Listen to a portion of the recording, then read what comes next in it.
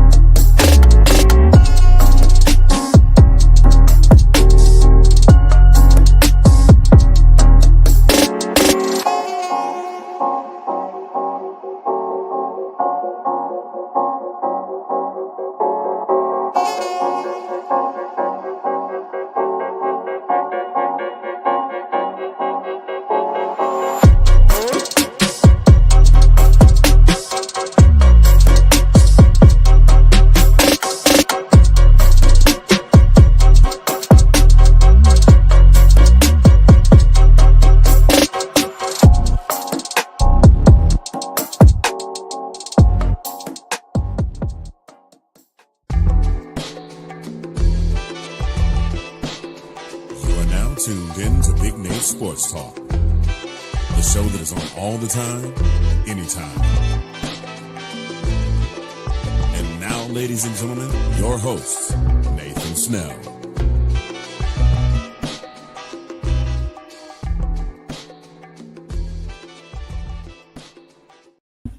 Thank you, Mr. Anthony Handy, for that wonderful introduction.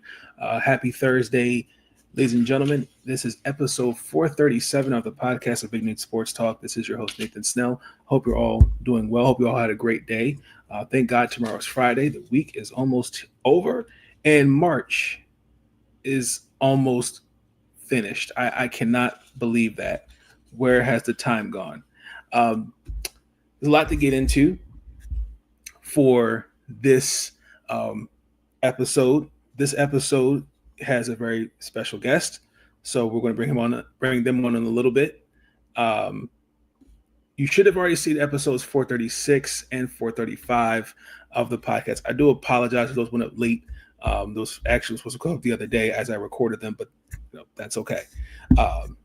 Sometime tomorrow or this weekend, I'll be working on my first NFL mock draft for the 2025 draft class. That should be done. If I don't do it tomorrow, it'll be Saturday at the most. Stay tuned for that. The selection Sunday for where Maryland will play is Sunday. We get to find out where they play. I put my credentials in for that. So it's my second time. This will be my second time actually getting an opportunity to experience that with the team. So I'm thankful for the opportunity. So I can't wait for that. And that's about it. I appreciate the support that I've been getting on the channel, especially all the new subscribers on the YouTube channel. Please make sure you like, comment, and subscribe for more content. It's greatly appreciated. You can again follow me on MarylandSportsBlog.com as my journey to greatness continues. And also, too, don't forget Team NBS Media. I've got a lot of great content creators over there. Shout out to Joe and Ashmere and all of them of all the wonderful work that they do for Team NBS Media and all the other things of that nature. So with that being said, ladies and gentlemen, as little technical difficulties there we go. Sean Spencer, what's going on, sir? No, you didn't miss anything. All good. This is not a drill. You're all good. What's going on? Good to see you. Ladies and gentlemen, I have to bring on a very, very special guest. You should already know him by now. I don't even know why I call him a guest. I kind of consider him the co-host of Big Nate Sports Talk podcast, especially when we can have an opportunity to talk about women's basketball. I want you to, ladies and gentlemen, give a warm welcome to Mr. Brenden Potts. Brenden, what's going on, sir? Welcome back. What's up? Yeah, man, it's been too long. It certainly has been too long. I'm happy to be back, and I'm ready to get rolling. Let's talk about some women's basketball.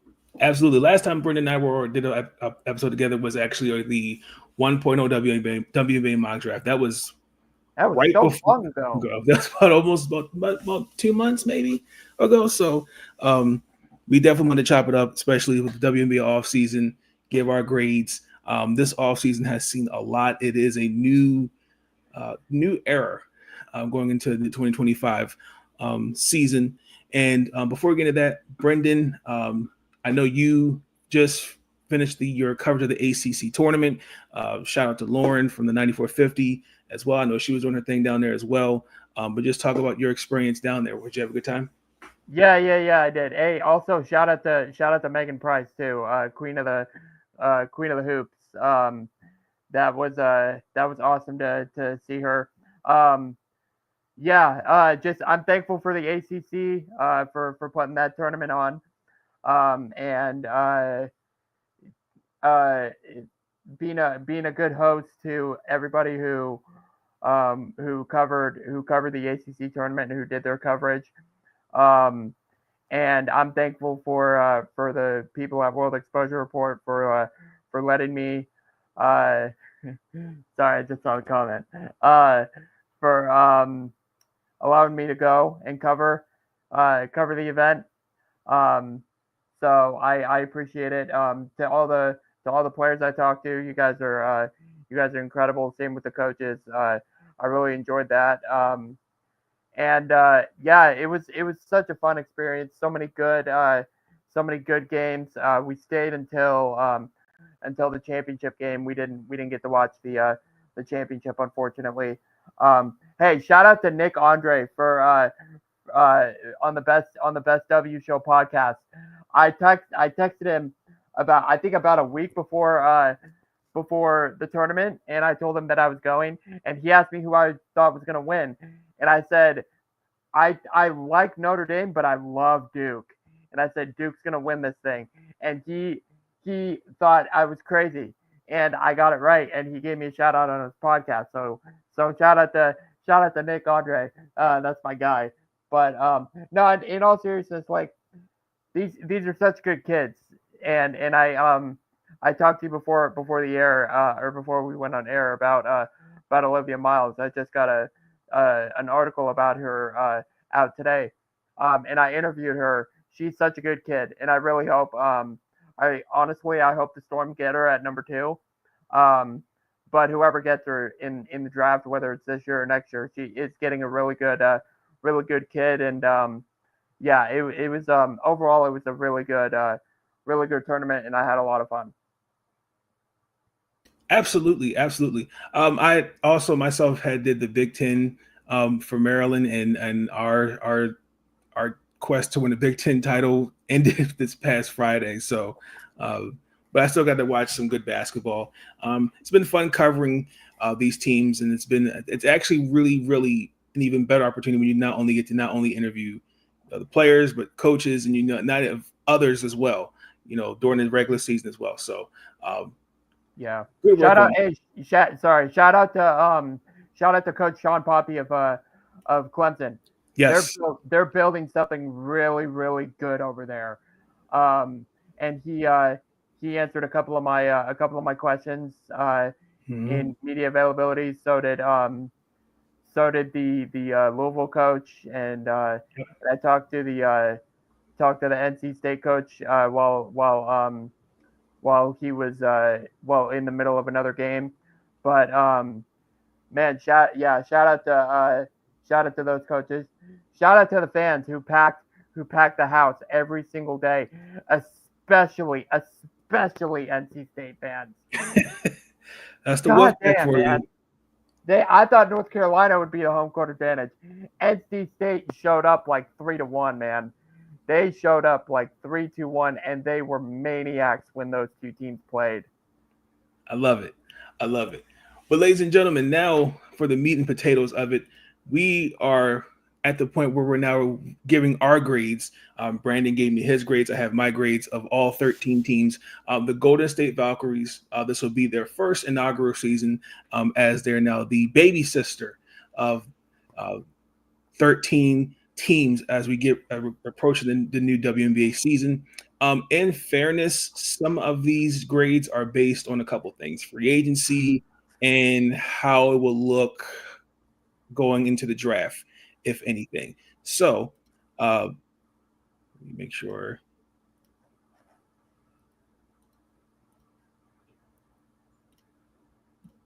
Brenden, are we good? Yeah. Yeah. You might want to zoom in a little bit if you can, Sure. but I think I got the gist of it. There we go. Check. Is that good? Can you give me a thumbs up if that's good? If you can see it. Yeah, there we go. There we go. You Okay, might Golden wanna State might be cut off a little bit. yeah. You might want to scroll down if we or once we get to that point. But Yeah, I think for the most part you're good. perfect. Thank you, Sean. I appreciate you, sir. Shout out to Sean Spencer. Let's Talk Football. I actually have a new show, Let's Talk Football, The Blitz. Perfect. Thank you, Sean. Thank you. Definitely check out his channel as well, Sean Spencer. Let's Talk Football. All right, let's get into it. So, Mr. Anthony Handy himself, shout out to him. So let's talk about it, Brenden. 2025 offseason for free agency for the WNBA is here. I think it's officially slowed down. Let's discuss our grades. Let's start with Atlanta. This was probably, I thought, the most interesting offseason for them. It starts with the acquisition of Brittany Griner via free agency. Brianna Jones, that was actually a surprise one for me. She's with them. And BG wasn't? BG, no. Brianna Jones, I was more of like, okay. I was thinking more she was either going to stay in Connecticut or she was going to go to Washington maybe, or Dallas. I think the Brianna Jones signing, I knew Tina Charles was gone. Yeah, that's true. That's a good point. But I think it was Brianna Jones. Yeah. But you gave also too. They also signed Shatori Walker-Kimbrell. Per my source, I'm not going to say the name, but the offer that the Washington Mystics gave Shatori was basically you either take it or you can leave it. And she basically said, "I'm out." So she's now was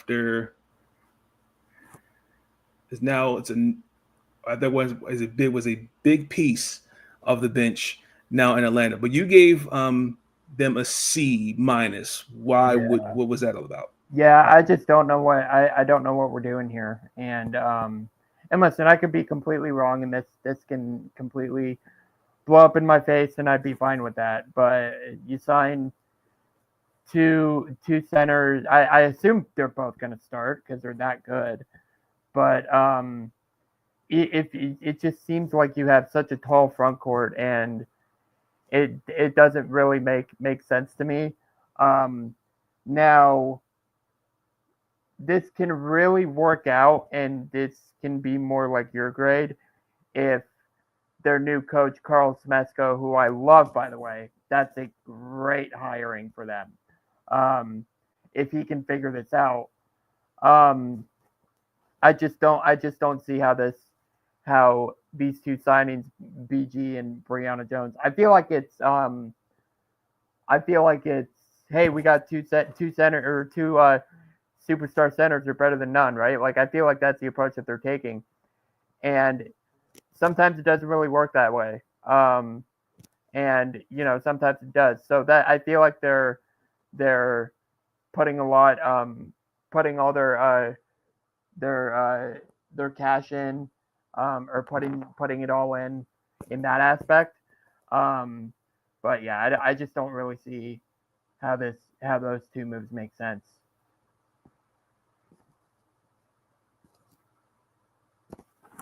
My gosh, sorry, I was muted. My bad. I agree. I don't know how it'll work neither. I mean, I think Coach Carl will do well with two bigs. I was surprised Cheyenne Parker Tyus wasn't re-signed, but it's just a different. It's going to be a different feel in Atlanta for sure. But I can't see BG and Breezy starting in the same lineup. Someone's coming off the bench. I just think they're both post players. I think they're going to clog up the lane. I think someone might have to come off the bench, and if I had to pick, it'd be Breezy. But both could work. I think BG. No, I DC think should come up with I think because they're practically, yeah. It's gonna be this interesting to can see. this can work with two bigs. Um, obviously one coming off the bench because with with Carl Smesko, he's known for the 3-pointers. Yes, These two bigs are going to help spread the floor big time, that is true. Yep, and that can really work in his favor. But again, you're putting a lot of stock into this. for sure, for sure. I definitely agree with it. But it was I gave Atlanta a B because I definitely think last couple years I think Coach Wright was building something. I just don't think it was. I just don't think the vision. I saw the vision, but I just think it just wasn't. I think it was time, and I think with this free agency signing, these three free signings, especially Shatori Walker, who's definitely be the sixth man coming off the bench for sure. Sixth woman, excuse me. I think Atlanta definitely could be I'm going to say top 4 seed in my opinion for the season. I could see that for sure. Let's move on to Chicago. Brenden gave them a C plus, and I gave them a B. They did get Ariel Atkins in a trade, and we have their 3rd overall pick. They also signed Courtney Vandersloot, Rebecca Allen, and also Kia Nurse. Brenden, what were your thoughts on why you gave them a C? The moves to me weren't really flashy. If it's between a C, it's between a C plus and a B minus. Like it's very close to a B minus, but I don't know how much Courtney Vandersloot has left in the tank. Same with Kia Nurse. I think she has a little bit more left to give. Okay. Or actually, I take that back. I think she has quite a lot to give because people forget how young or how what her age is. I think she's just at the age of 30 or close to that. But I think she still has a lot to give actually.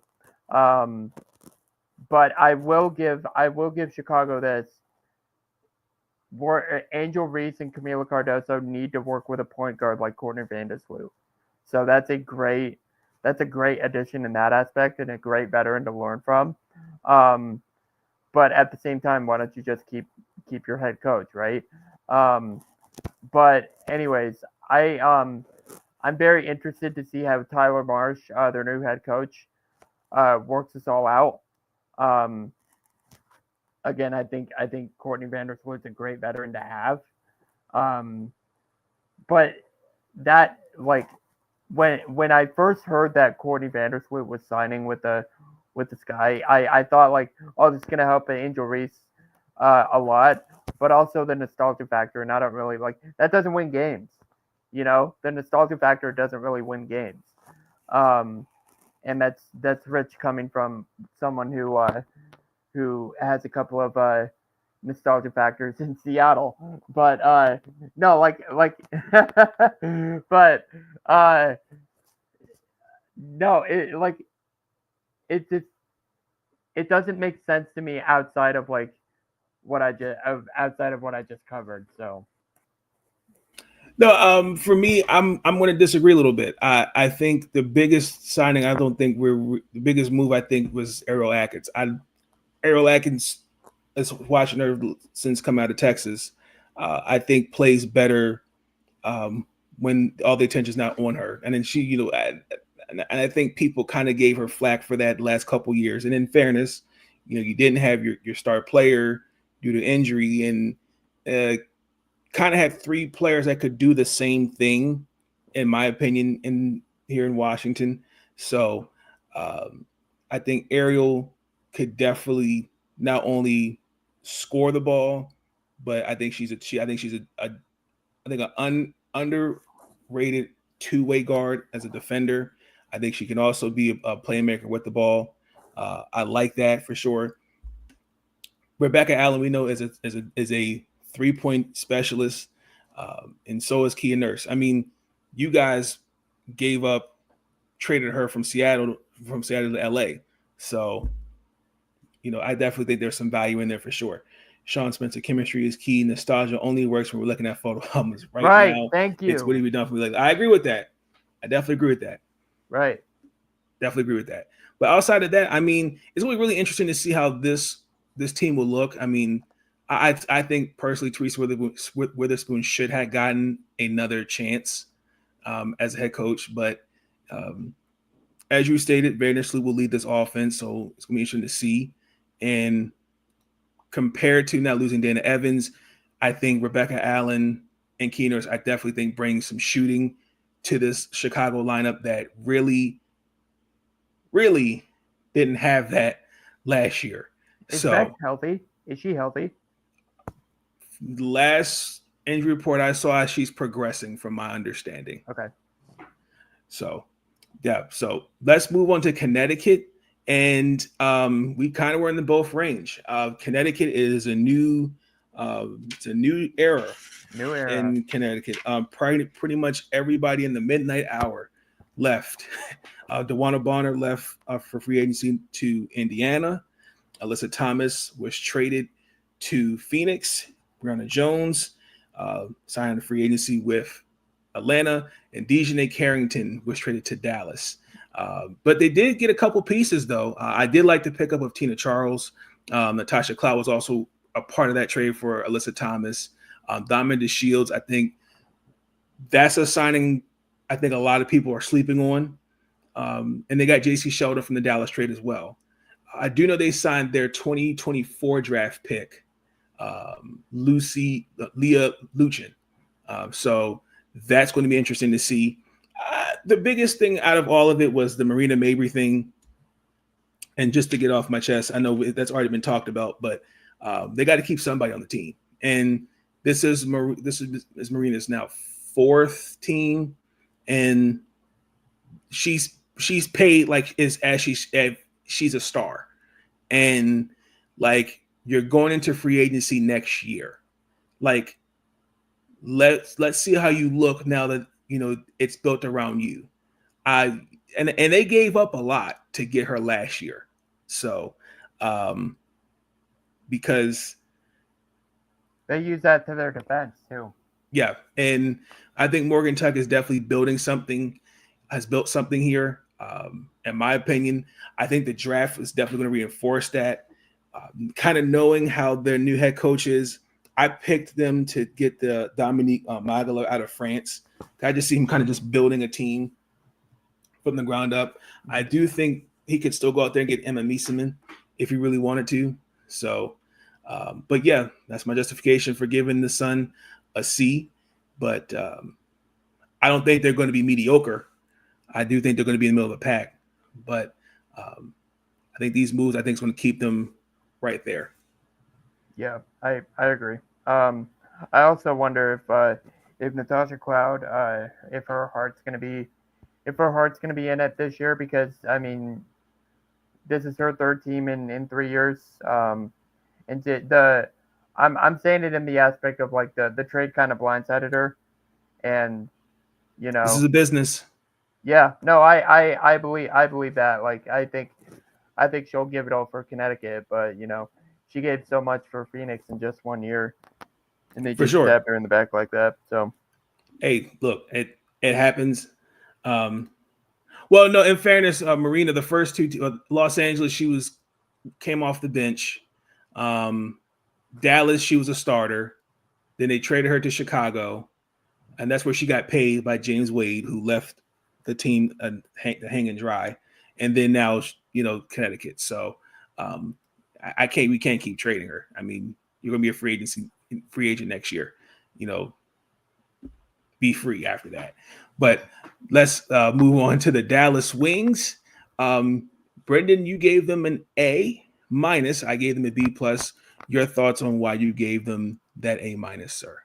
They are building as if they are going to pick number 5 from UConn. And I absolutely love how they are building around their number 1 draft pick, because they signed. Everybody knows, if you watch this show, or if you listen to the show, everybody knows how much I love Dejanay Carrington. I will express it anytime it's desired. I love Dejanay Carrington as a player. So I'm super happy that she's going to Dallas. Melissa Smith, I don't know what her role is going to be on this team yet. For sure. But for a team that just lost, they call her the unicorn. Your unicorn, your star player, Satu Sabali is going to Phoenix. You did a bang up job trying to build this team into a team that can contend. I know we're not talking about the fit with Enrique and the quote unquote number 1 draft pick, but it could very well work, especially with the team around them.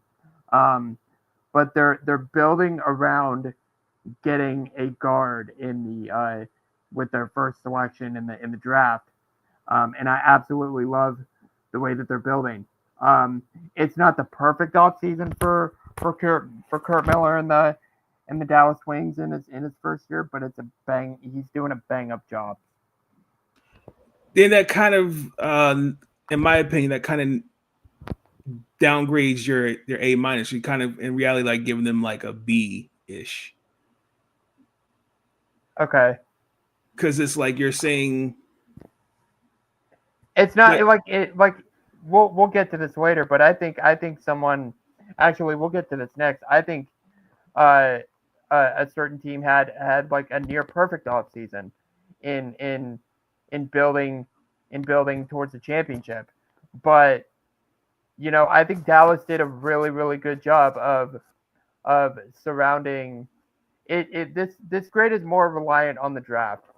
Okay, I got this you. This grade is more reliant on the draft. If they indeed pick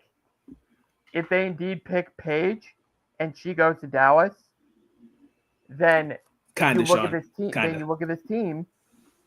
You look at this team, and it's what I think it's well suited for both Enrique and Paige. And we'll get into another conversation if indeed they do select Paige of her fit. But if they do select her, I think this team around her really fits her. If they were to select Olivia, then that's a different conversation. But I think that they will select Paige, and this team around Paige and Enrique, I think fits really well. Okay. I'm not mad at that, honestly. I can see we have the 3rd overall pick, Sean. She's not going not going past 2. Sorry, buddy. You can check out my previous my WNBA mock draft episode I did that came out today. Check it out most definitely, because we have 3 first-round picks. We have the 3rd, 4th, and the 6th overall pick. But Paige is not going any lower than 2. I also too think that a couple of things I'm going to push back on that. I think Satu obviously didn't want to be there, but also too realistically, I have to look at it from this perspective. Like, okay, they were just in the conference finals, not this past season before. Okay. Satu's not been healthy since coming in the league. Realistically, free agency, am I going to invest in somebody who's going to play maybe miss a third, not even a quarter of the season due to injuries? And I think you had to kind of rebuild, not rebuild, but restart, revamp, reset this team. Yeah.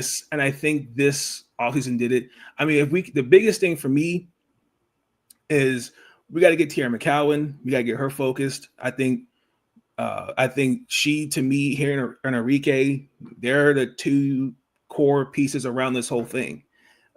And I think also too, I think Dejanay's defense, even though they do lose some in the post with Natasha Howard now moving on, I definitely think we're also too, we're split. Maisha Hines-Allen, like somebody pointed this out on Twitter, shout out to them, where they could see like an Alyssa Thomas like style. Maybe this could be the year. I mean, we saw that during the bubble, but in fairness, Della Dawn was out, Tina Charles was out, Tosh didn't play, and it was just the Mystics and friends. And no disrespect, I mean, we got in the playoffs, we lost to Phoenix, but I mean that team unfortunately just didn't have its key players. And then also too, you get Ty Harris. So I really do think that we need to kind of, like, again, you said it's built on the draft, and I think they'll be fine, honestly.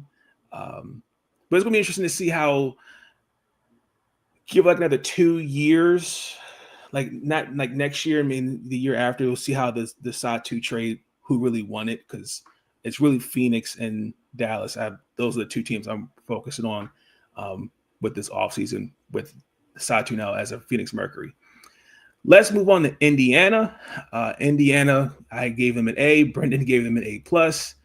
They did have a good offseason. They definitely splurged. They got DeWanna Bonner. They signed Natasha Howard. They also traded for Sophie Cunningham and got Sydney Colston.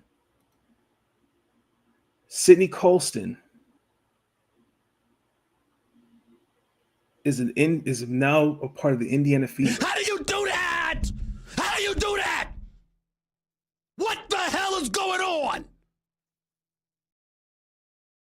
And in fairness, you know what? I'm happy for Sydney, because go get your money. I did think Vegas did kind of, first of all, Vegas poorly did a bang up job of really valuing her as not only as a veteran leader off the bench, but more importantly, especially that when they won the finals without Chelsea Gray, Kia Stokes, and she did a lot, and just giving her these training camp contracts when some of the contracts on the roster, you kind of scratch your head and go like, well, how did this person get that contract? And Sydney Colston couldn't get a true contract. So I'm happy for that, for her. DeWanna Bonner and Natasha Howard, I think, are definitely going to be the two biggest ones. But I definitely think this team defensively should be better. And, they should. And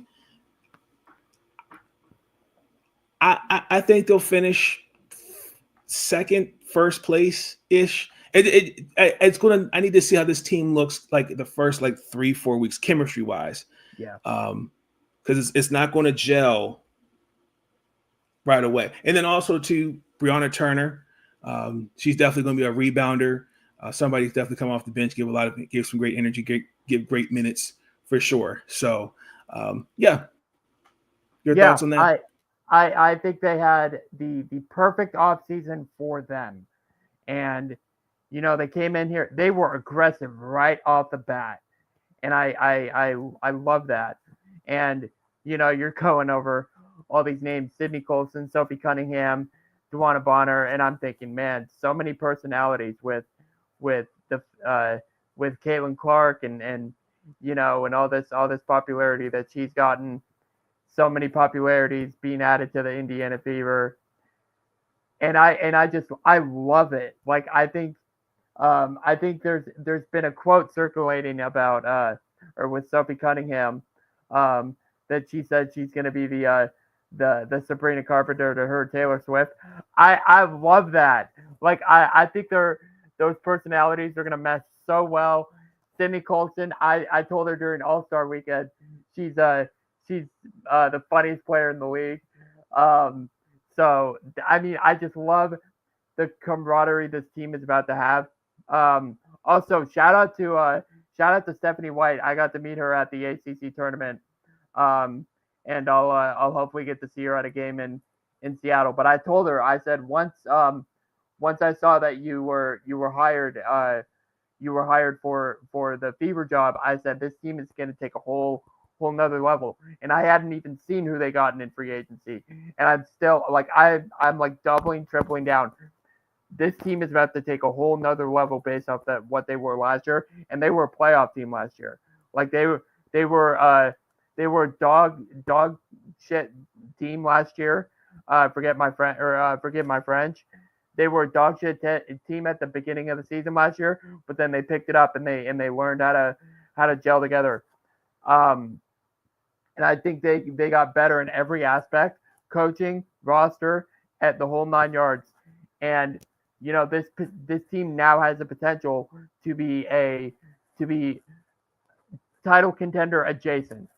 And but we got to see it on the court first to to know what this team is.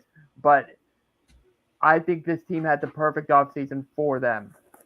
For sure, I agree.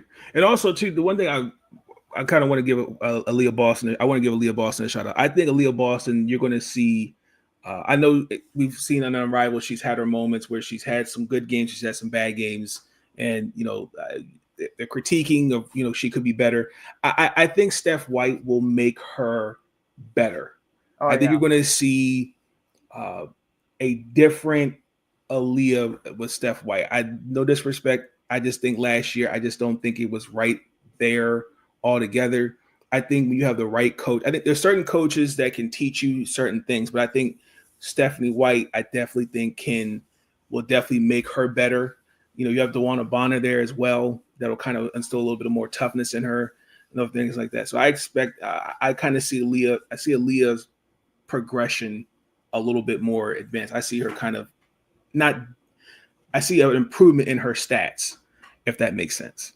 Yeah, I think everybody on this roster is going to be better than they were last year, and that's just because they have a more a coach who is a better fit for this program, or for this franchise, and the whole team's better. I mean, we just went over this, so I think every single one of those players is going to be better, which including Caitlin Clark, which is kind of scary. Yeah, that's true. I'm not looking forward to that because with this team, all eyes are you're focusing on others, but defensively you got to watch out for her because she will. In Indiana and Caitlin Clark fans are gonna hate DeWanna Bonner and hate Sophie Cunningham when they're not making Caitlin better or not giving Caitlin her flowers. Oh, they're gonna hate her during those games. I'm not looking forward to that. No, me neither. I'm staying up to TL on those days. And also as well as Chicago as well. So, but that's neither here nor there. Let's move on to Las Vegas. You gave the Las Vegas Aces a B-. I gave them an A. This offseason is kind of a bit of I'd not say like an error, but obviously their quest to three-peat did not do well last year. But we did see Kelsey Plum. She is now a member of the Los Angeles Sparks. But they did get Jewel Lloyd as well. Cheyenne Parker Tyus is also a member of the Las Vegas Aces. Tiffany Mitchell, Dana Evans. I definitely think that their bench, and biggest thing last year was their bench, I think has improved some. The chemistry, I think, has always been there. And I just think the biggest question for me is, did this make them better? They don't have a first-round pick, obviously, for this year's draft. But I think this offseason, I think they got a little bit better, especially the bench. But I do expect some players that have been there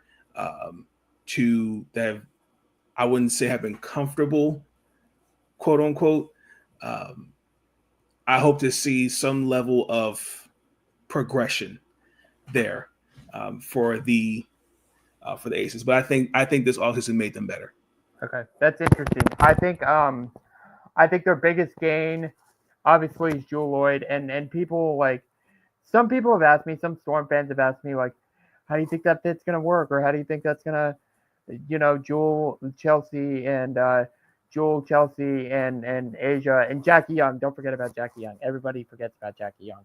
How are they all gonna fit together? How is Becky Hammon gonna? No, the thing with Becky Hammon is this is a star-powered roster, or at least a star-powered starting five. That it may not work in some franchises. It may just blow up to hell. But Becky Hammon can, if anybody can solve this type of this star problem, Becky Hammon can. So that's going to be just fine. That starting five is going to work just fine. As you said, they have a chemistry already.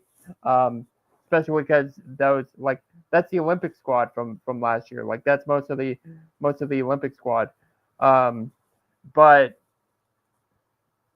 I think on the flip side, if you're the Aces, I think your biggest loss is Alicia Clark coming off the bench. I thought that was their Swiss Army knife coming in, like their X factor. I thought she was the difference maker in a lot of ways during that championship year that they had 2 years ago or 2 seasons ago. But I just I don't see how they took a step forward.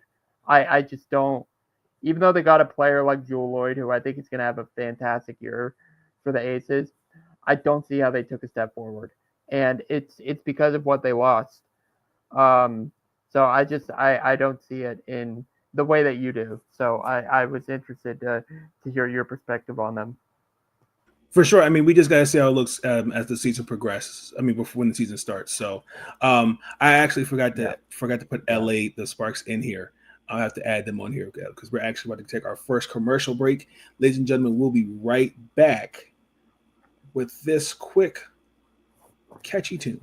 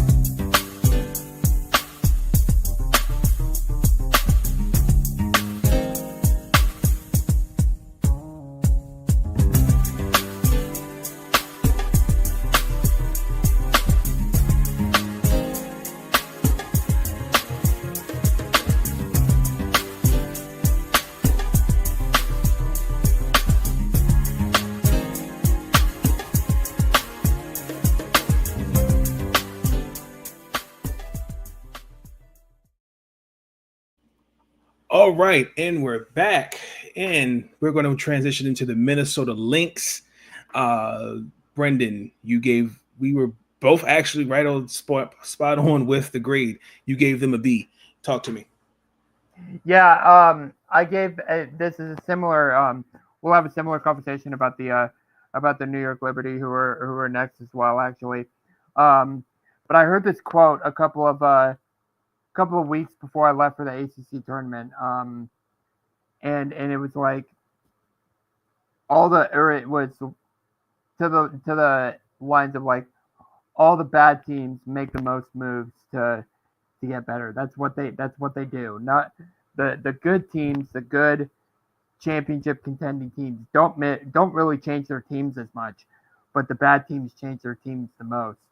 And that's kind of what I saw with these next two teams, with the Lynx and the Liberty. This team just went to the finals, and Collier's in her prime, and she's killing it at Unrivaled. So I didn't really give the Lynx that big of a grade, or that solid of a grade, just because I didn't see that they did much. But that's okay, because they just went to the finals. They are right there in terms of competing for a championship. They're maybe a couple of games away, right? Like they're right there in terms of competing for a championship. So they didn't really need to do much in the offseason. And that's the same thing for the Liberty. They just won the championship. So they didn't really need to do much this next season. Yeah,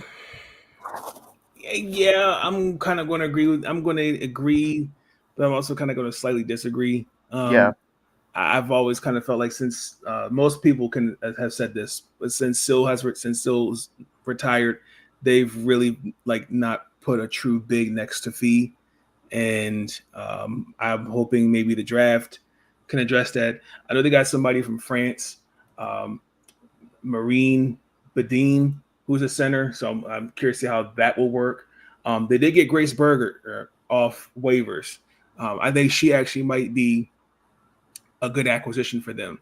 So you're right. They didn't really have to do too much, but yeah, that's a question of what's her role going to be with Berger. Like, you didn't really see that her role wasn't really clear in Indiana, and then she got buried in the depth chart to ultimately being cut. But that's a question of like what's her role going to be. So I'm curious to see what that is. Yeah, the only biggest thing is there's just their depth at post, and you get an injury, that's a wrap. Hey, just go tell Sylvia Fowles to suit it up for one more year, especially after her jersey retirement. Come on, one more year. Hey, those chants have worked. That's it. That got Stu Bird to play one more year. That's true. Yeah, that's true. Very good point. Good point. We're going to go to the Big Apple of New York, the New York Liberty. They didn't really have. They had a quiet off season. Didn't really do much. But I still think Stewie, correct me if I'm wrong, Brenden, is still not have resigned. She should have resigned at this point. But I don't think she's going to go anywhere. I do know they did retain Rebecca Gardner's rights, so they didn't really do a whole lot. So they've just been quiet. They did lose Kayla Thornton in the expansion draft to Golden State. That's pretty much a significant move for them. Yeah, that's their move. But I'm also I don't think they re-signed Jalen Sherrod either to either a training camp or a roster spot. I think they should have or give her a roster spot because of the loss of Courtney Vandersloot, which they also lost. Yep. I think she's poised enough to have a bigger role, and I was lucky enough to interview her a while back and do a story on her. Great kid, and I'm looking forward to covering or to seeing her again when they come to Seattle.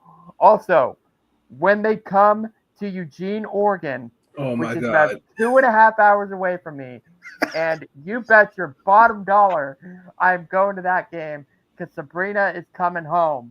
And do I give a crap about that whole thing with them coming to them Sabrina coming home? Heck no. But do I want to watch the Liberty in Eugene?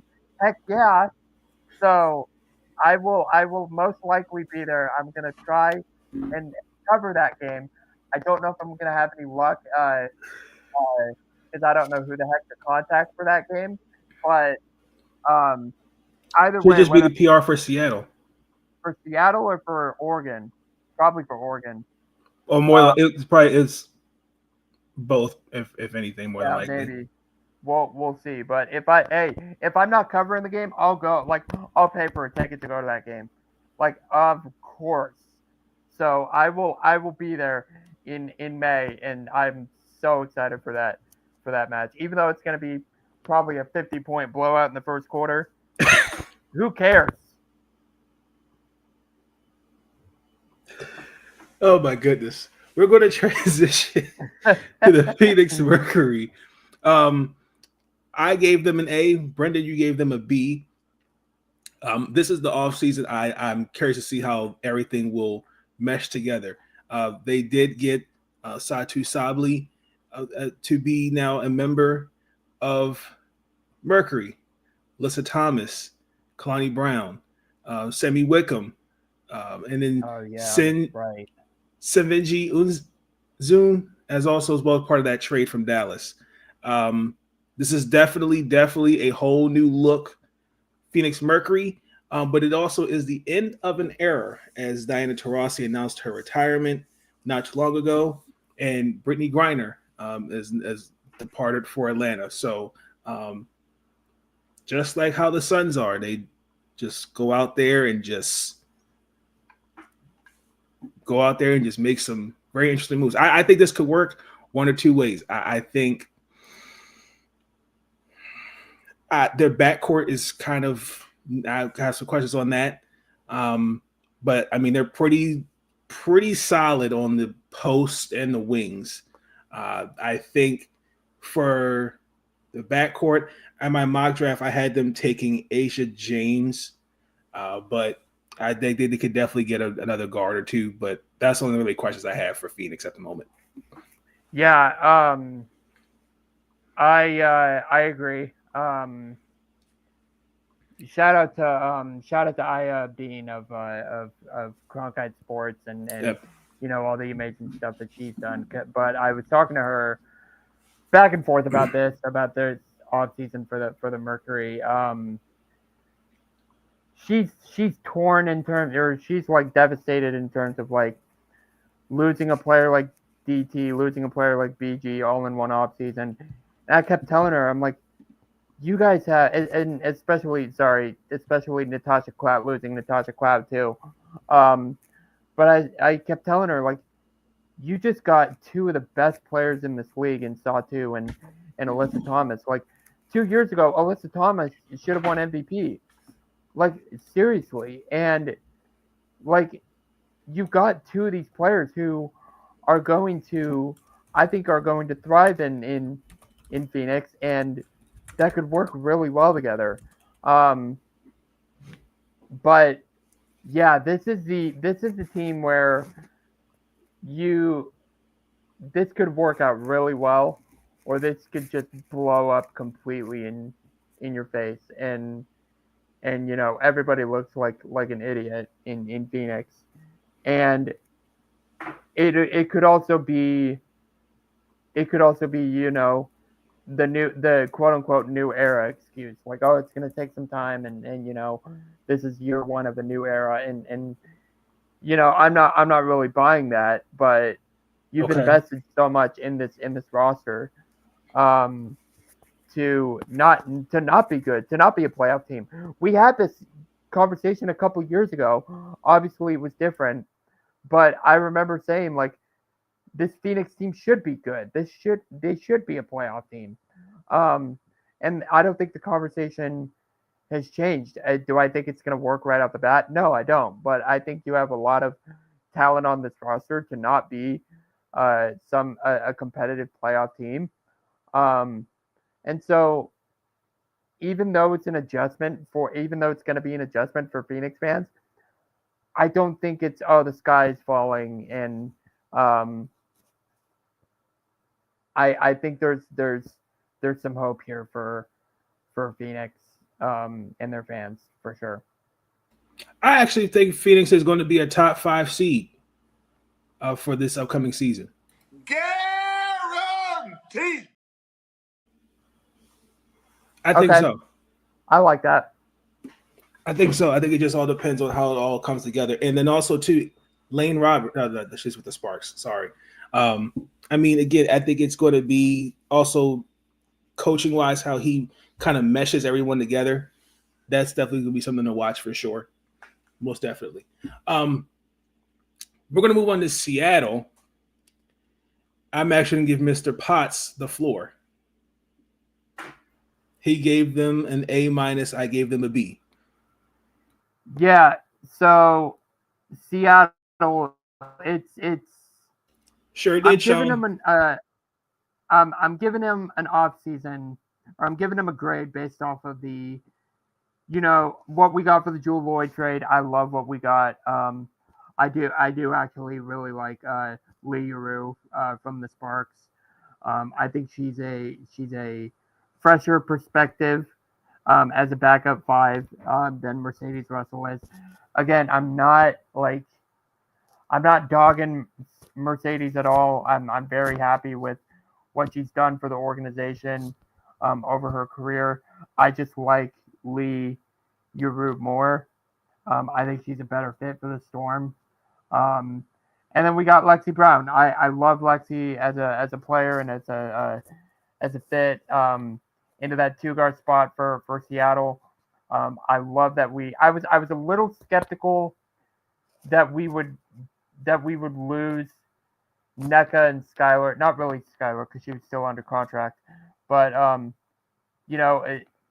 for me as a fan, the sky was falling when that whole Jewel Lloyd thing went down. So I thought it's like, oh, we're gonna lose Skylar, NECA's not gonna come back, like, this is all gonna go to shit.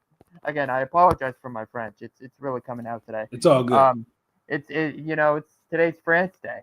But anyways, yeah, I never, like, when I saw this offseason, or when I look at this offseason as a whole, we did so good at getting better on the defensive side. Like, our defense is going to be awesome this season.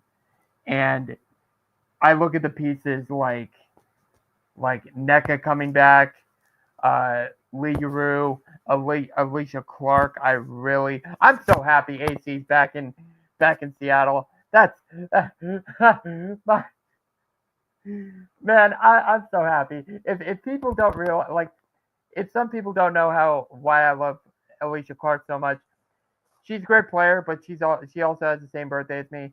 So I'm so happy that she's coming back, and she's a fan favorite. A lot of Storm fans love AC, but like she's like an actually good player that's going to help us on the defensive side. And I'm excited to see what she brings on that end. God, I'm heartbroken that we lost Jordan Horston and Nika Mule's probably not gonna play this year.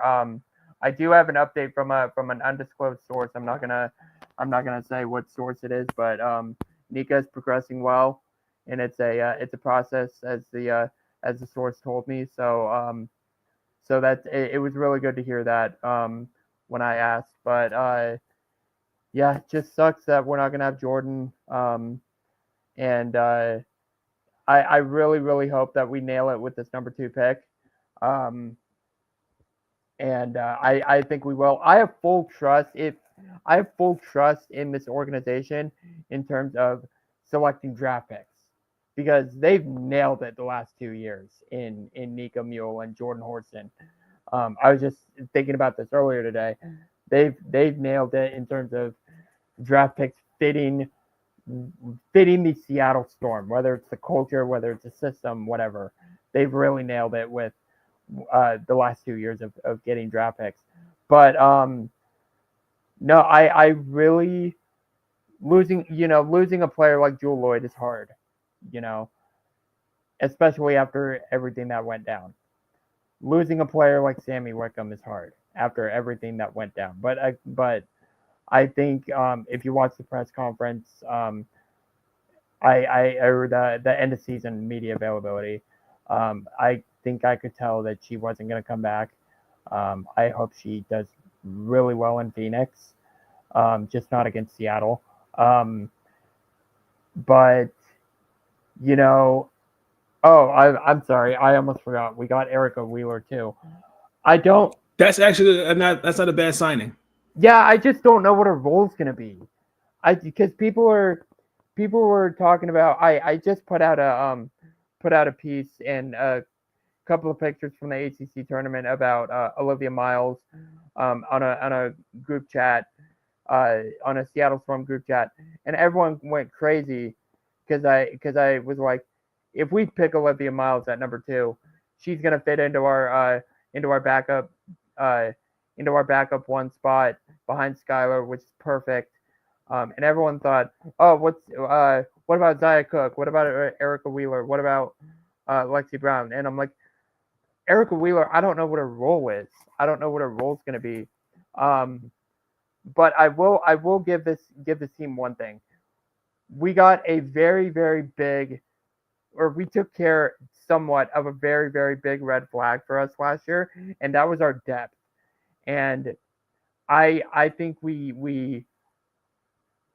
really loaded up the box in terms of depth at certain positions. I think the draft will help us as well, because I don't think we are going to get. I don't think we're going to pick Kiki at number 2. I think we'll pick the ladder of Paige and Olivia, so that automatically slots that we're going to get a backup guard. So. And I know a lot of UConn fans just lost their shit when I said Paige is a backup guard. But hey, it's the reality of where we're at right now. But yeah, we got depth at positions, and I think that really helps us. That really fills the void of something that we didn't have last year, even though we did have Jewel Lloyd. So Look at this. Here's where I'm going with this, or here's like how I'm gonna recap all of this. Look at what this team did without Joel Lloyd. It didn't do too bad. Like we had a lot of good moments sans Joel Lloyd. So the nucleus is still here. Like we are with this is a new era for Seattle. Stewie, Sue, Jewel, they're all gone. We're under the command of Skylar and NECA, who NECA just made an all-star team last year. Sorry, but she just made an all-star team last year. That must mean she's a good player. So same with Skylar. She's hooty hoo, baby. She's killing it with the Lunar Owls. So like these are good players that we're building around. And even though it may not be the traditional way, I think the Storm team can be good. Last thing I'll say, I was talking to my source about this draft and what we like building this team. And I mentioned to them there were a lot of times last year where I verbally said this team's going to win the championship. And I saw the product on the court and I said this team is going to win the championship. And obviously we didn't. Obviously a lot went wrong. Hey, those were all times before we played the Mystics at home. So, and that's where I said it all went wrong that day. But I said the days that you look at a given game and you say this was like on those days where I say like, oh, we're gonna win the championship, like this is a team that looks like they're gonna win the championship. Look at those games and look at what we could get better at and address those this season. That's what we need to do. I don't have anything to add on to that. He took all the words out of my mouth. Ladies and gentlemen, Brenden Potts covers the Seattle Storm, majority of it. So that's why I gave him the floor, because he's very knowledgeable with the Storm. He's also a Storm fan, but he covers the Storm first. So, but I definitely agree with that. The biggest thing is outside of that, it's just really just you need to work on the backcourt. I definitely agree. You agree on the bench. Definitely rebuilt there.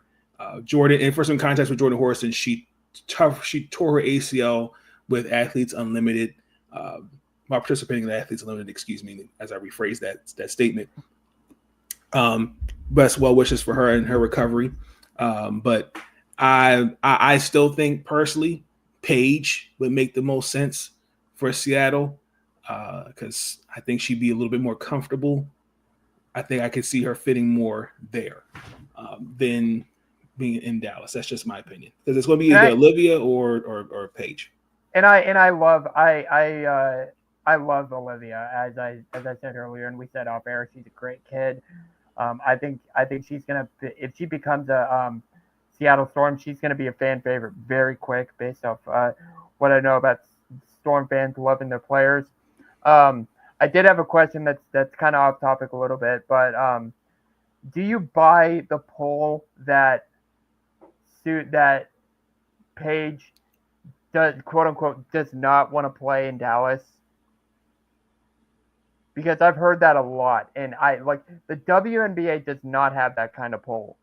No, because I know there's a good majority of the ladies. I think they have another year they can return next year. Like AZ Fudd hasn't made her decision. Neither has Olivia, by the way. Olivia, that yep. Yeah. Paige can go back next year. Mm-hmm. I don't think that poll. I don't think that poll is real. Personally, I just think it all depends. Again, it's give your take. Rumors, by the way. Yeah, I mean, give your take. I mean, Olivia Paige. Personally, I think, like I said, Olivia fits more that playing style in Dallas. I think Paige. If I'm Seattle, Paige was there, I would take it. That's just my opinion. I think it's in terms of like, oh, she's gonna go play with Nika in Seattle, and oh, that's gonna be that's going to be fun to see those two play with each other. And she's not going to want to play in Dallas. She's going to want her own team. And I'm just like, no, the WNBA doesn't have that type of pull yet. Like they don't like. I'm referring to like when Zion was about to be drafted by the Pelicans, and everyone's just like, oh, Zion doesn't want to go play with the Pelicans. He wants to go play with the Knicks. And like, why didn't the Knicks get the number one pick? It's, but the WNBA that doesn't have that type of pull. So I think like, and this day and age, these kids, and I keep saying kids, and you gotta be reminded that these players are still kids to a degree. These kids are going to be grateful wherever they get selected, whether it's the first overall or the last player in the draft, or even signing to a training camp contract. They're still going to be grateful that they are in the league, no matter where they play. And I think that's still the same with Paige or Olivia or whoever. I agree with that. I definitely agree with that. We're going to now transition to the Washington Mystics, where it has been an interesting offseason. It's pretty much a new day in Washington. Washington now, as of going into this offseason, they have 3 number 1 draft picks. We have the 3rd overall draft pick, we have the 4th and the 6th. That 3rd overall pick was traded for Ariel Atkins. She was the last founding piece of the 2019 WNBA championship. That was really, really meant something, but it's definitely the end of an era. I think it was best, and also to the Tebows, respectfully, Mike and Eric. Shout out to Mike. I actually saw Eric actually at the Ohio State game for Maryland, the last regular home season game. I think I saw you tweet that actually. Yes. I am a little confused. This is also from I'm going to keep it as an unnamed source as well. This was prior to our head coach and GM being hired. The idea of treating the Mystics as if they're a quote unquote stepchild and wanting to rebuild in the midst of expansion was very mind boggling. When my unnamed source met with them. Basically, this is can go one or two ways. I'm really hoping that it's not going to be built like the Washington Wizards. Okay. But in fairness, Miss Jamila Wadham, who's our GM, she was still finishing up some NBA responsibilities, and I understand that. We did get Suk Sutton. We did get Emily Inkster to training camp contracts. We did lose Julie Van Loo to the expansion draft. She's with Golden State now. And pretty much other than that, it's Brittany Sykes, Steffi Dolson, and Carly Samuelson's team now at this point. But with a highly touted backcourt, I think a backcourt with Brittany Sykes, I think defensively, Aaliyah Edwards and Shakira Austin, I think officially who you're now building this thing around. I think this could definitely be the right step in the direction for the Mystics. I didn't really expect them to do too much, but if this is what a rebuild what they wanted, they got it. But for me, I think I gave them an A because I think what you have at your disposal in terms of the draft picks, you could definitely build that around your new core, and especially going into the 2026 free agency, which a lot of people pay attention. That's going to be where everyone's making a splash. So Mystics get an A for, I think, continue to rebuild, and I think they're going to use the draft as a stepping stone. Yeah, that's a good point, and I probably should have this grade higher, or my grade higher, just based off like I didn't take into effect the draft, right? I only took effect or took into account losing Ariel Atkins and not. I didn't think the Mystics did that much to improve their team, but you're right. They're in a rebuilding position. This is what happens in a rebuild. But who better to rebuild around than number 5 on the Mystics? We're not talking about Jay Melbourne. Don't do that. Don't do that. And Sean, we're not giving no A for effort. No, they're building for the future. Okay. Anyways, and also too, Elena Deladon is a free agent. So for all of those that keep saying, "Well, the Mystics have it right," no, she's not free agent. She's free to sign with any of the other 12 teams she wants to. So there you go. But no, I think I'm excited to see what the Mystics do with their 3 draft picks, and how they use that. Because when I saw that they got 3 draft picks in the first, when I saw that they got 3 draft picks in the first round, I was like, wow, that's a great luxury to have.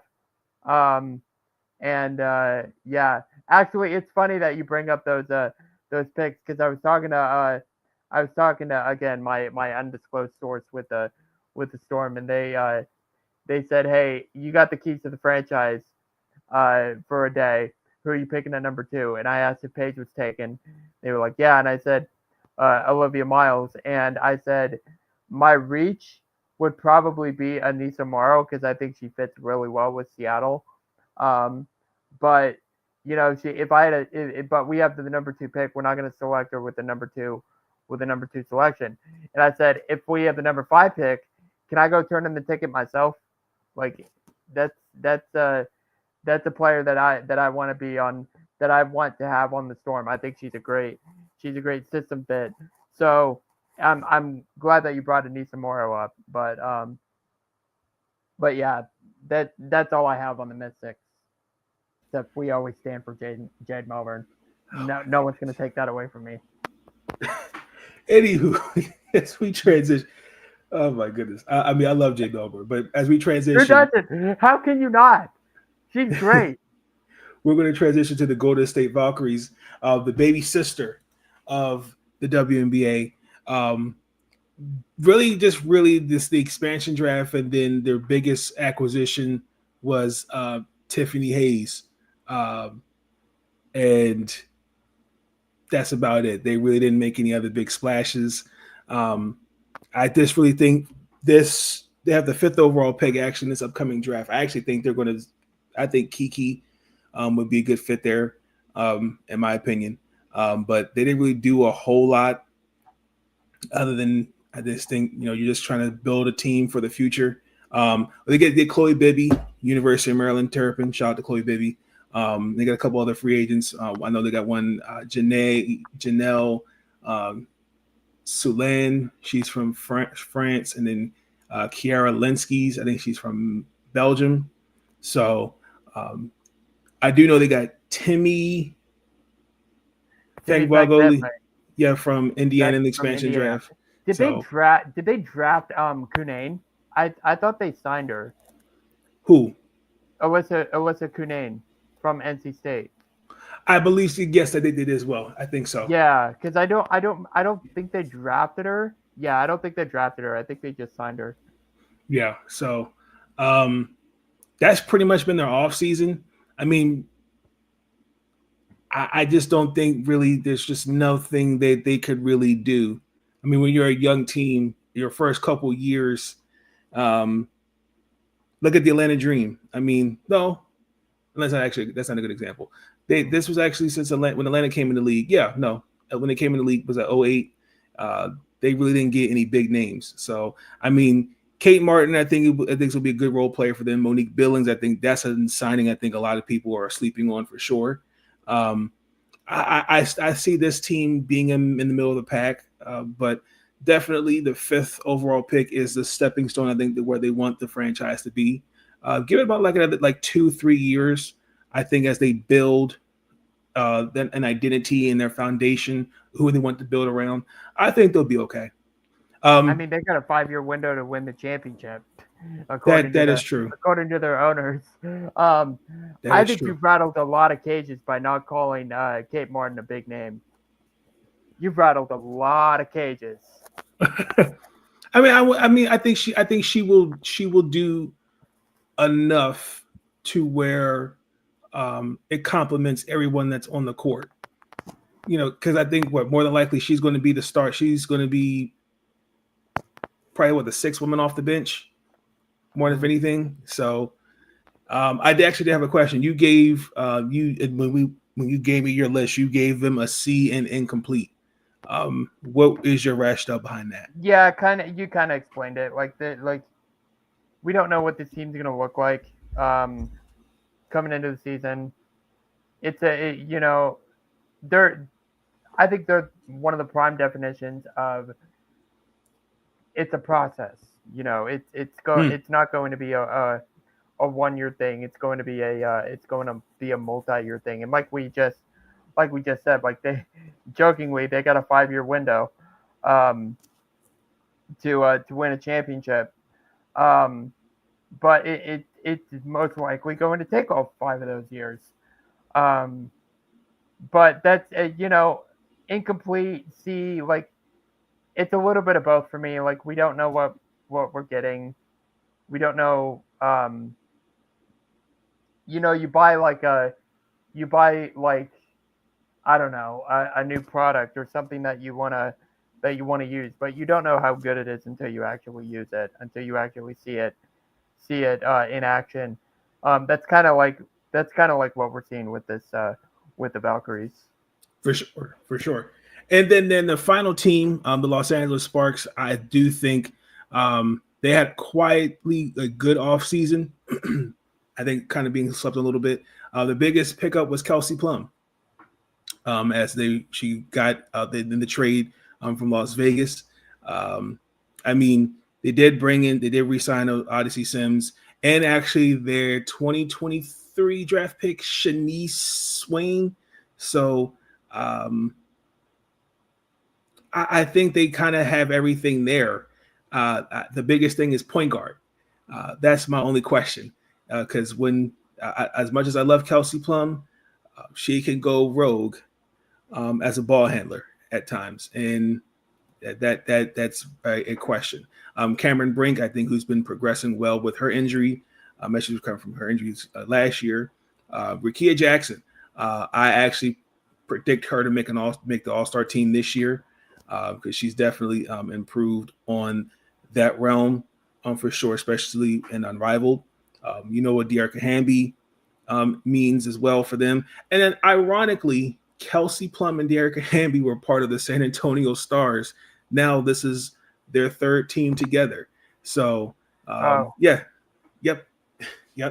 I thought you were going to go with the Aces, but you went all the way to the Stars. San Antonio Stars before they became Las Vegas Aces. That's right. So they're reunited once more. So I definitely think it kind of gives them the star that I think we're looking. But I think I've always intended, guys. But I've always thought, you kind of had it with Rickea and Cam Brink as you're building around them. So because she has I think she had the 1 year left on her contract. So I'm not a fan of getting rid of their pick, but I think the player that they wanted obviously wasn't there or who they wanted. So that's been their offseason for the Los Angeles Sparks. That's interesting that you said that, because the top 2 pick we just guaranteed is going to be a point guard, and it's either going to be Paige or Olivia. So based off of that, obviously we don't know why they traded their number 2 pick. Outside of they liked Kelsey Plum more for their fit, but based off of the reason they didn't like what they saw at the number 2 pick, based off what they needed, I find that very interesting because of what's potentially on the board come draft day, because you got 2 point guards and then Kiki in the top 3 or 4, and maybe Anissa Morrow. Those are 2 point guards that you may very well need. So for sure.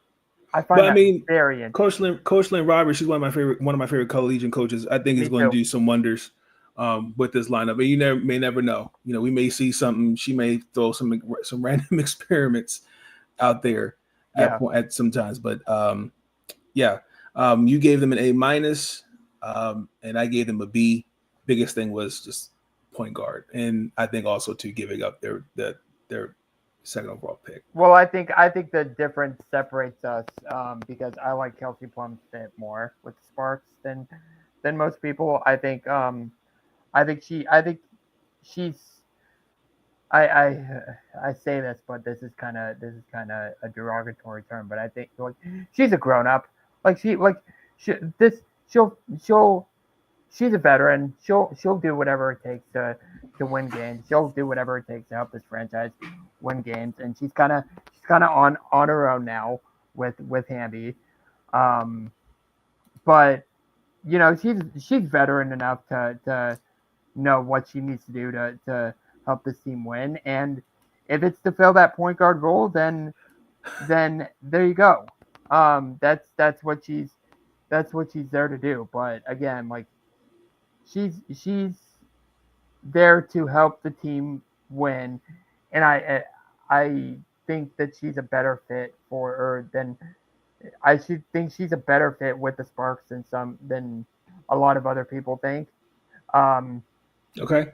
I do love how they went from rebuilding to, hey, we're going to be a playoff team. We're going to compete for a championship at the snap of a finger. I do have some questions about their defense as well, but we'll see how that looks. That'll get better when Cameron Brink stays healthy. My thing is like, there's a couple of reasons why this wasn't the perfect offseason for me for the Sparks for what they're doing again for what they're trying to do. Number one, the full 1,000-degree fit with Kelsey Plum on the Sparks. Also, when is Cameron Brink going to come back? Because that defense was exceptionally good when Cameron Brink was on the floor, and she was on pace to win like Defensive Player of the Year in her first year before she got hurt. So once she gets back to her 100% self, which who knows if she's going to get to that point this year, but if she does, that team is going to be a whole lot better than they were last year without her defensively, obviously. I definitely agree with that. Just got to see how it looks. And ladies and gentlemen, that is our WNBA free agency grades. Shout out to the 38 people that are watching us this evening. Much appreciate y'all. We're going to transition into one final thought, and then that is going to be the end of this episode.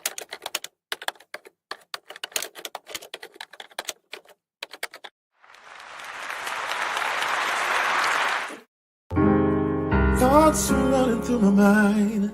Someone took some time to find a minute or two to organize. I'm gonna give you the floor first, buddy. All yours. What's your one? Yeah, man. So obviously, I just came back from North Carolina covering the ACC tournament. That was super fun. And you know, March is a busy time for all of us journalists trying to cover different conference tournaments and different events. But I'm very, very, very happy to announce that I will be traveling about a 5.5-hour drive to Spokane, Washington, to cover the Sweet 16 and the Elite 8 of the women's NCAA tournament.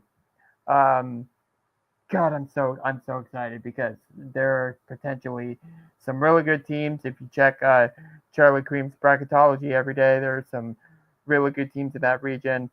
So I'm very excited to cover the tournament from that spot. Obviously, Spokane's a somewhat local region for me, not as far or not as close as Portland last year. But you know, I saw this opportunity to go cover the NCAA tournament, and I'm very happy to be able to do it. So I look forward to bringing so much content for you guys.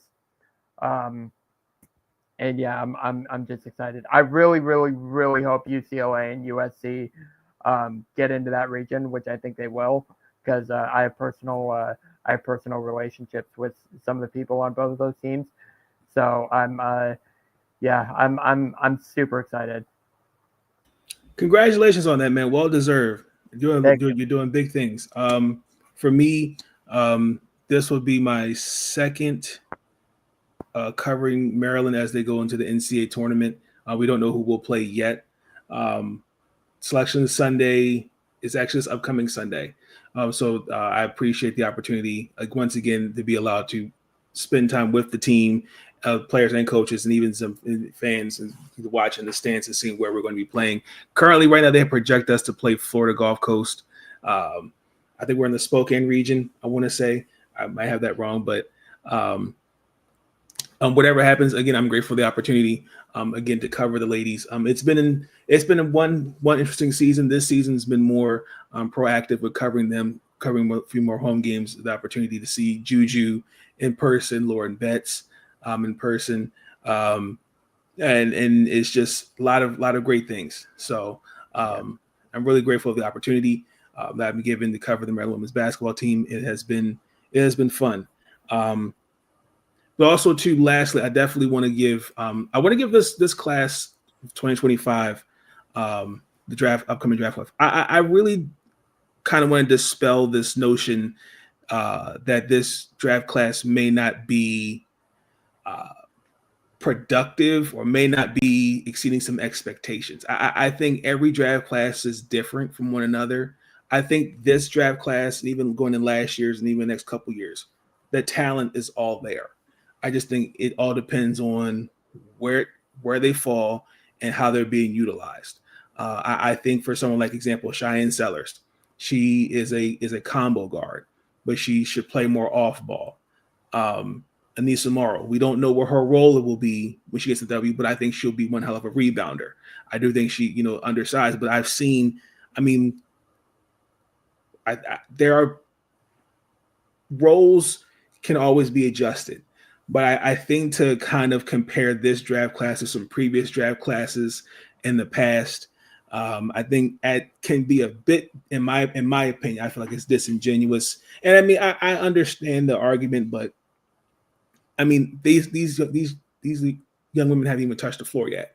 Right. Sure, we see them who they're playing in college, but college and pros are two different things. So, right.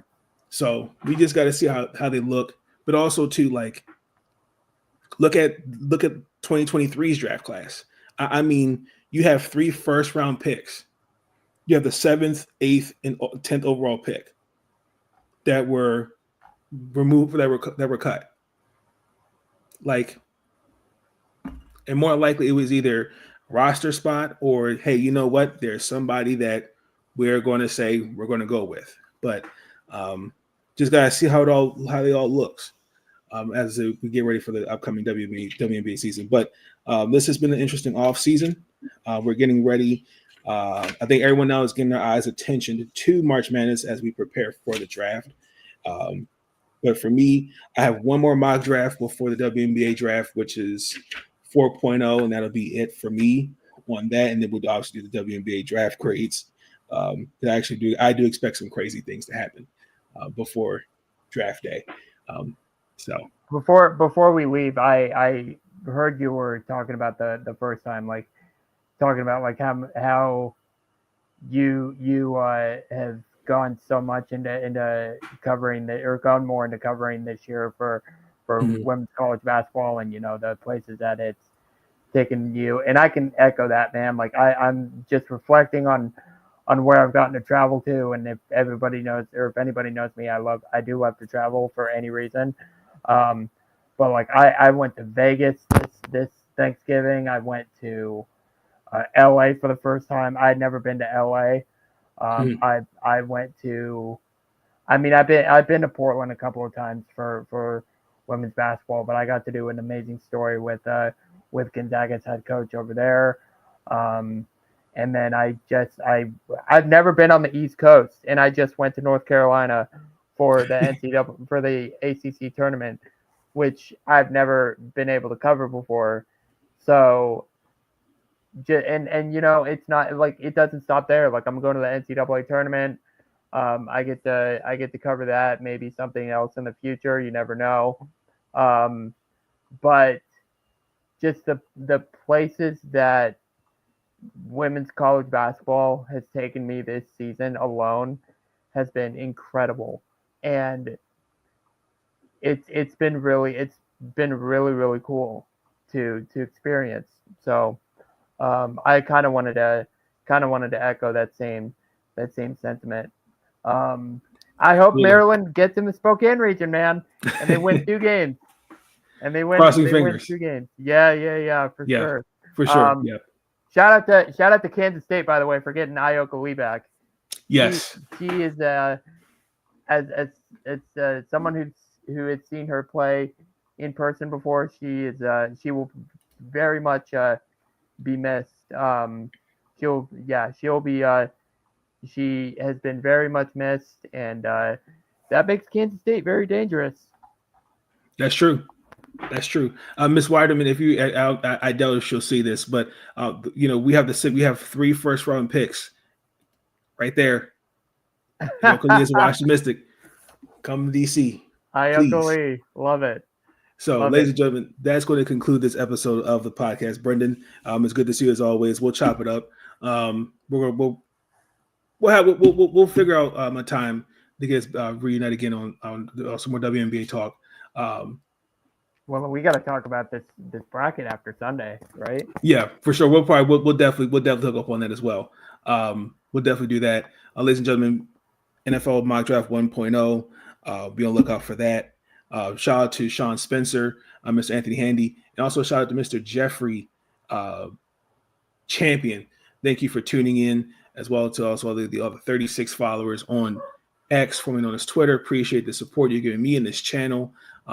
You can also follow my work on MarylandSportsBlog.com and Team NBS Media. On Team NBS Media side, I do more stuff like this, and then Maryland Sports Blog, obviously more Maryland women's basketball coverage. But yes, I'll also leave Brendan's YouTube, his Twitter in the description below, and also follow him on World Exposure Report. He's got a lot of great content on there. The Jalen Sherrod thing was really, really good. I enjoyed that. I saw the recent thing you did with Olivia Miles. I like that article as well, but definitely check it out. So we continue to do great things.